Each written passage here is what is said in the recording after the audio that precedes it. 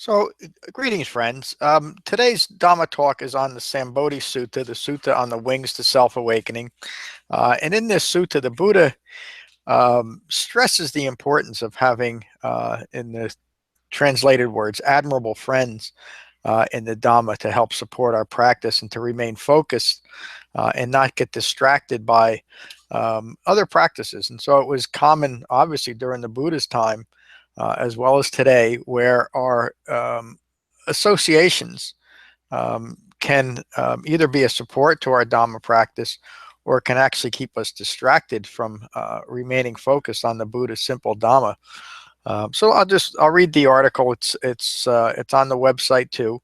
In the Sambodhi Sutta, the wings of self-awakening, the Buddha teaches the importance of admirable friends in supporting the process of self-awakening, and even that phrase "self-awakening" is so important. The Buddha consistently impressed that it was through our own efforts that we will awaken, just as he awakened through his own efforts. In other words, awakening, as far as the Buddha's teachings are concerned, and probably I think a better word is gaining full human maturity, is developed through our own efforts. It's not something that's bestowed on us by an outside agency, or a higher being, or the Buddha himself. It really has nothing to do with doing a string of good acts, which will eventually result in gaining some type of Buddhist heaven, or simply engaging in a matter, or a list of endless rituals that are only just another distraction from developing the Buddhist path. The Buddha taught a simple and direct path for recognizing our own contributions to distraction, confusion, deluded thinking, and suffering, and a way to directly abandon those, again, through our own effort. So the Buddha was at Anathapindika's monastery at Jita's Grove. He asked those gathered, "Friends, if those of other sects would ask you, what are the prerequisites for developing the wings of self-awakening, how would you respond?" The monks and nuns asked the Buddha for his response, as if hearing the Buddha's words, excuse me, they would remember it clearly. The Buddha then said, "Listen closely then. The prerequisites for developing the wings to self-awakening are here for you," meaning that they're available through everyone through his Dhamma. Another important point, there's nothing exclusive about the Buddhist teachings. He's talking to people that are used to a Brahmin system and a caste system, where you had to be, even in a certain caste level, to even hear so-called spiritual teachings, much less have the opportunity to awaken. And the Buddha said that's all nonsense, that every human being has within them the capabilities and the potential for awakening. The only requirement is that you follow the Eightfold Path. So the Buddha continues. The first factor, the first prerequisite, is having admirable friends and companions. So, of course, the Buddha is not talking that we should only associate with people that are well focused in the Dhamma, but the important point is that as far as our Dhamma practice is concerned, that we associate with people that are well focused in that Dhamma, or they're only going to lead to more confusion, deluded thinking, and ongoing suffering. Then he says, remaining virtuous and restrained and understanding the danger of even the slightest fault. This is something that the Buddha talks about so consistently for the 45 years of his teaching career. It's not that we should be so overly analytical and hyper vigilant about every single thought, word, and deed, but we should be vigilant about that. Even the slightest fault is going to prove to be it's going to prove to lead to more confusion, more deluded thinking, and more suffering. So even taking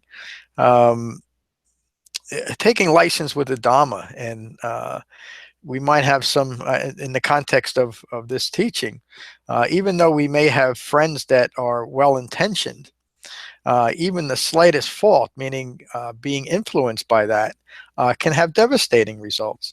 So it is up to us to develop an understanding of what this means to have admirable friends, and also using the framework of the Eightfold Path to keep a well-focused Dhamma practice. And there's also another inference here, that if we are practicing the Buddhist teachings, we have to recognize our own influence that we have on others. And if we're going to be a Dhamma practitioner, it's important that we understand what that means, and that there's a responsibility that it carries by being well focused and maintaining that.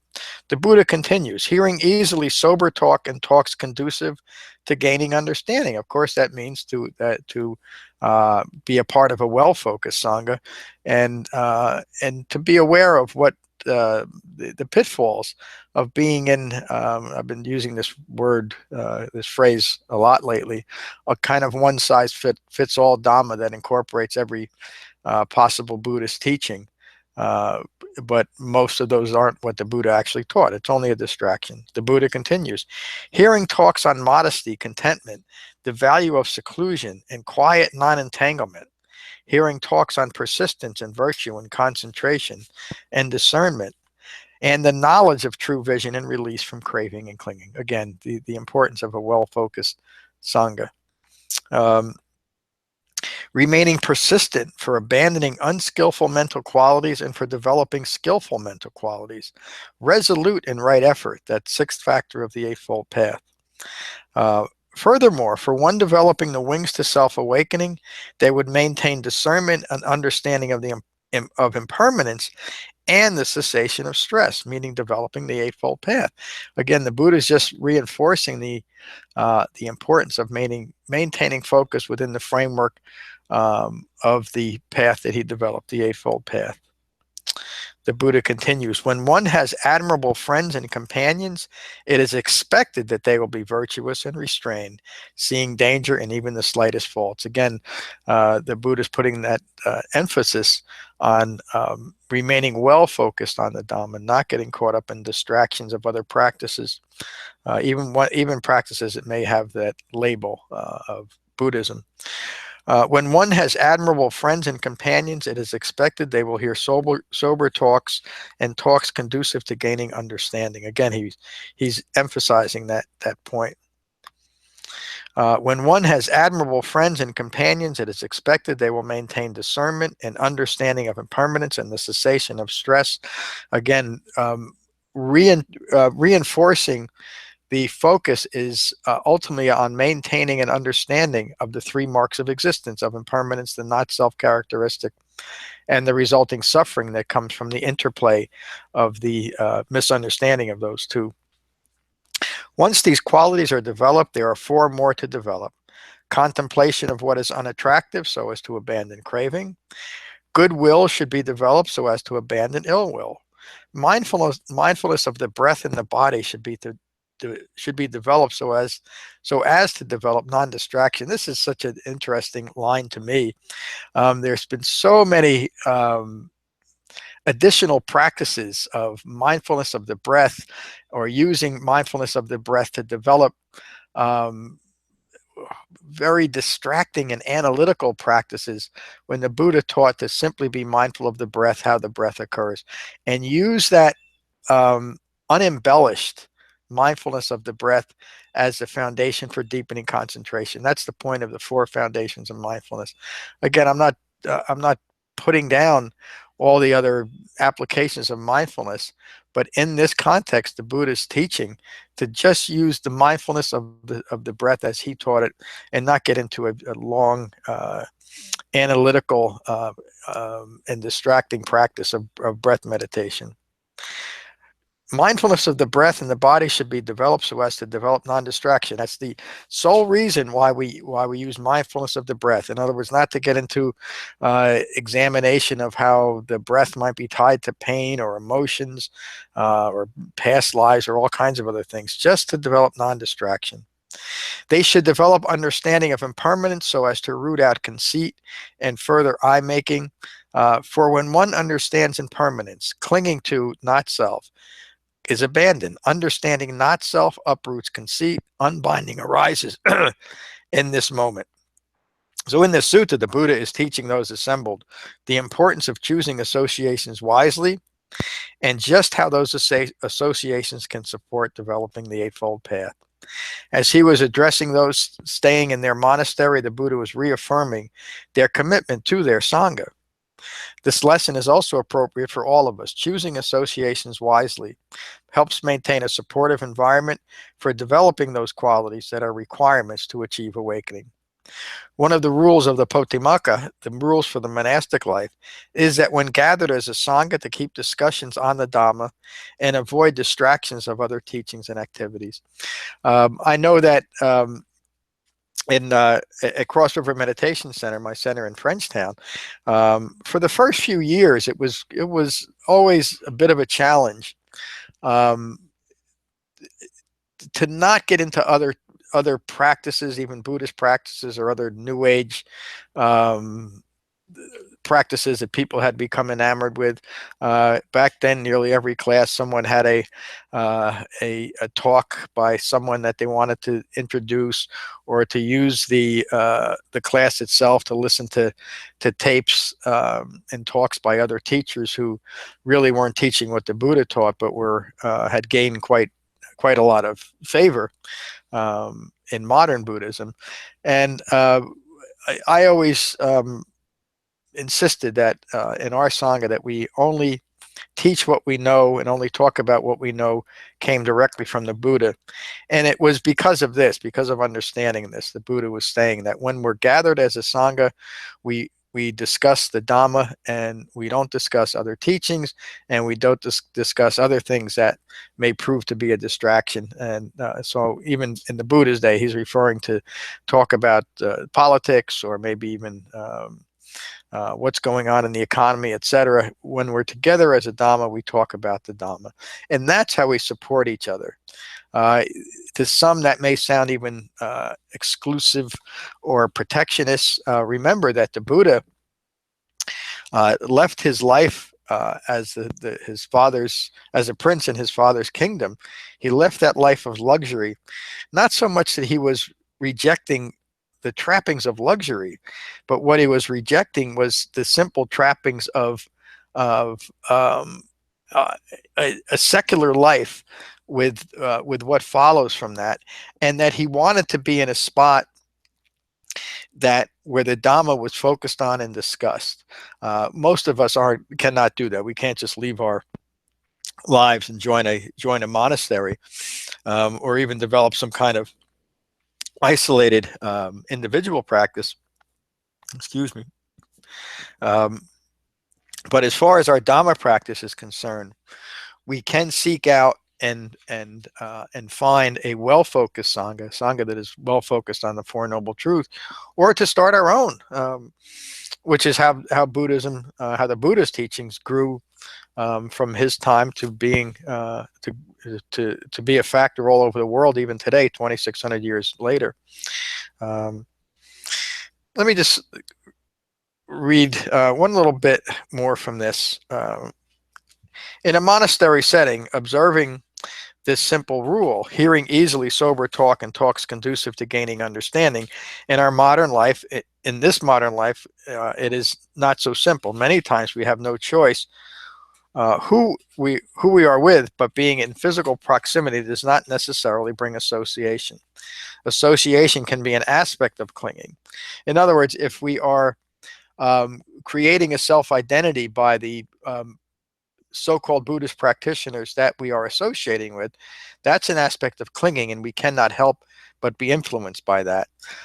It's better to be a light in a storm and carry the Buddha's true teachings into other associations that might not be as well focused, if we're really going to practice the Buddhist Dhamma. Creating an identity based on associations can be very subtle, but it's also very common. This is why the qualities brought to mind in this sutta are so effective in developing and maintaining a true Dhamma practice and remaining free of distracting entanglements. Another thing that's interesting to me over time is how nearly every individual school of Buddhism, from even worldwide organizations down to local, maybe local sanghas, has to. It's almost a compulsive way of creating more eye making through your associations in your local sangha or in a worldwide sangha. So I'm not going to put down a lot of different organizations by mentioning by name, but almost invariably they create a special name that they are now members of this special thing, this special sangha. That sets them apart, and they're trying to create um, this specialness within this common compulsive need to create an all-inclusive, one-size-fits-all Dhamma. And all that's doing is creating a specialness within that particular sangha. The Buddha never called his sangha anything else except the sangha. He never set himself up, used the word Buddha as an appellation to set him above other people or the people that joined him. They were simply bhikkhus and bhikkhunis. Again, for 45 years, he never found the need to create a special name, and that was carried on even after the Buddha's death. The labels that started to be applied to Buddhist practitioners didn't even come into force until there was a sect within the Buddhist teaching that wanted to separate themselves from those that were carrying on a traditional Buddhist teachings, meaning traditions related to what the Buddha taught, and create their own visionary type of Buddhism. This is a sect called the Mahasanghikas, which would prove to be the foundation for the later developed Mahayana schools, which have led to the kind of modern thicket of views that we have today. They wanted a type of Buddhism that was more mystical, that they could establish the Buddha as a god and one of many Buddhas, stretching back infinitely to the past and infinitely to the future, something quite different than the Buddha taught. And they were, at least as far as we can tell, they were the first group that gave themselves a name. And now it seems like everyone, whether you're a little local sangha or you're part of a worldwide organization, they all have developed their own special names and their own special orders, and almost invariably their own special practices that are usually contradicting to the Buddhist teachings. And again, I'm not putting down what other people are doing, but to point out the importance of maintaining our associations with the Buddha's Dhamma in a wise way, and our associations within our Dhamma practice in a wise way. The way that we can be certain of doing that, of course, is to use the Buddha's path that he taught to overcome that need, that conditioned response, to form associations by what we would like things to be rather than the reality of it. And of course, that is the Eightfold Path. If we practice the Eightfold Path as our Dhamma practice, we cannot help but remain well focused in the Buddhist Dhamma. There's no need to create any kind of specialness over the Buddhist teachings. It is simply the most important and most effective teaching of all time, but it needs no special label. In fact, when we start creating specialness, we're getting ourselves into some difficulties. So that's the talk for today. For the last couple of weeks, I've been emphasizing online and also in my classes the importance to remain well focused on the Buddhist teachings and avoid the modern thicket of views that's out there.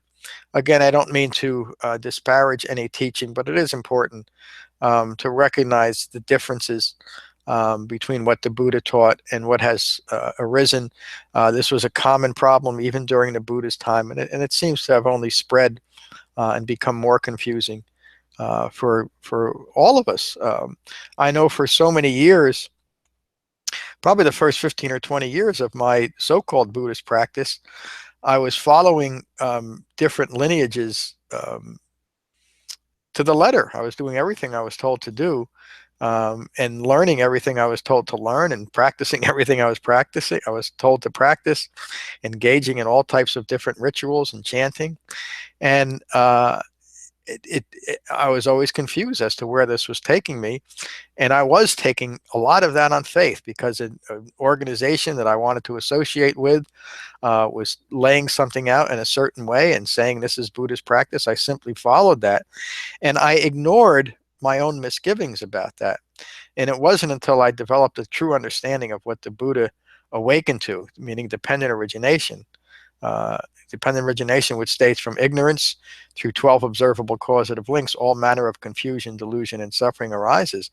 That it was my insistence on ignoring what I intuitively felt was an ineffective practice.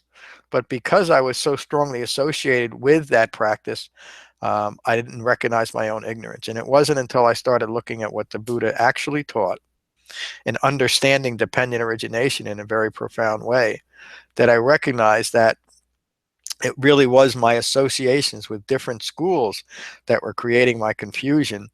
And it wasn't until I let go of those associations and stopped identifying myself as this type of Buddhist or that type of Buddhist, and simply developed what the Buddha actually taught in the manner that he taught, that it made all the difference in the world. And it changed everything about me in relation to the world. It made all the difference, which is exactly what the Buddha found too, and why he taught what he taught. So I see that there's two people that have viewed me today. I'm sorry, I still haven't figured out this chat, but I thank you for joining me, and I hope to see you next Wednesday. Peace.